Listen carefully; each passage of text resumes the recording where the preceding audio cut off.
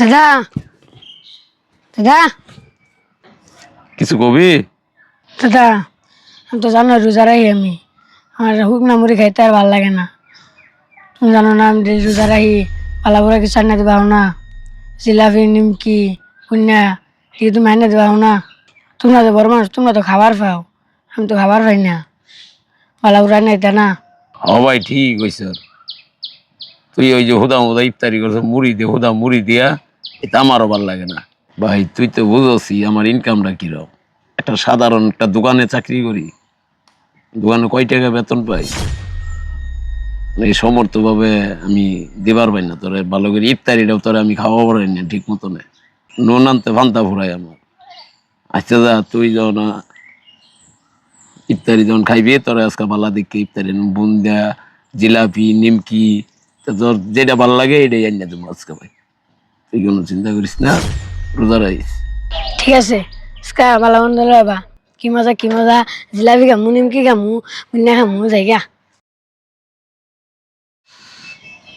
তাহলে তো এই সাইডের কাজটা তো প্রায় শেষ হয়ে গেছে নাকি?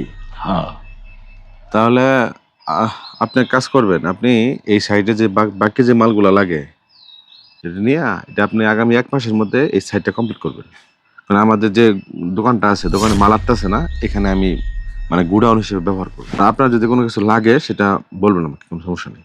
স্যার দুইটা কথা কইবা চাইছিলাম। আমার বাড়িতে আমার একটা নাতি ছেড়া আছে, রোজা রাখে, প্রতিদিন মুড়ি দিয়ে ইফতারি করে। আজকে একটু ভালো কিছু ইফতারি আইন তো, বুরিন্দা জিলাপি বেগুনি, এটা একটু ভালো কিছু আইন তো।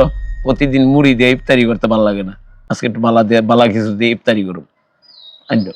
কি করবো, আমার তো নুন আনতে বান্তা পড়ায়। যে টাকা বেতন পাই এই টাকা দিয়ে তো নিজের সংসারই চলে না, রোজার খরচটা করতে করুম।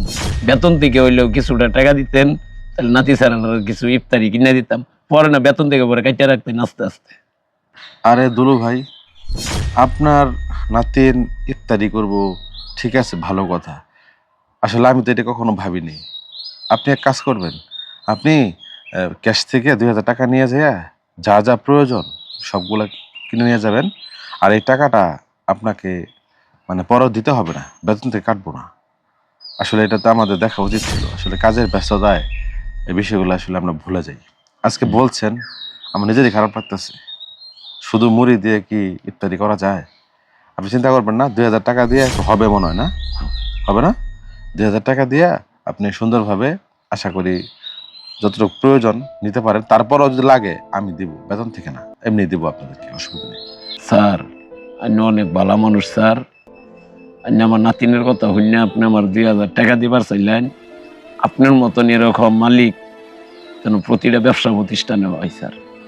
আসলে স্যার আমরা গরিব মানুষ স্যার, ঠিক মতনে খাইতে পারি না। আপনাকে দেয়ার শুনে আমরা থাকি, আমরা দোয়া করি যাতে আপনি আরো এরকম আমাদের মতন গরিব দুঃখীর সহযোগিতা করতে পারেন। আনন্দ, গেটটা খোল, দেখ তোলে কি আনছি। তোলে মজা আনছি, ইফতারি আনছি আজকে মজা করে। এই দেখ তোর লেগে আজকে বালা বালা ইফতারি আনছি, বেগুনি আনছি, জিলাপি আনছি, বুরিন্দা আনছি, নিমকি আনছি। যেটা ভালো লাগে এটাই খাবি আজকে ইফতার করবি। হ্যাঁ না আসলে আনছ, কি মজা। আজকে দাদা কত কিছু আনছি, আজকে ভালো মন্দ ইফতারি খামু। কি মজা কি মজা। দাদা আমি আজকে অনেক খুশি হয়েছি, আমার লেগা ভালো ভালো ইফতারি আনছ। আল্লাহ অনেকদিন পরে আমি ভালো ইফতারি খামু। আচ্ছা না, বালা অনেক বাজার আছে, ইফতারিও আছে। এটা নিয়ে তোমার দাদিরে জায়গা যে তৈরি করবার লিগে, ইফতারি আগে আগে তৈরি করবার লিগে আর সময় নাই। এই রমজানে আপনার অধীনস্থ কর্মচারীদের খোঁজ খবর রাখুন, তাদের রমজানের ইফতার সেহরির ব্যবস্থা করবেন। ভিডিওটা ভালো লাগলে শেয়ার করবেন ইনশাল্লাহ।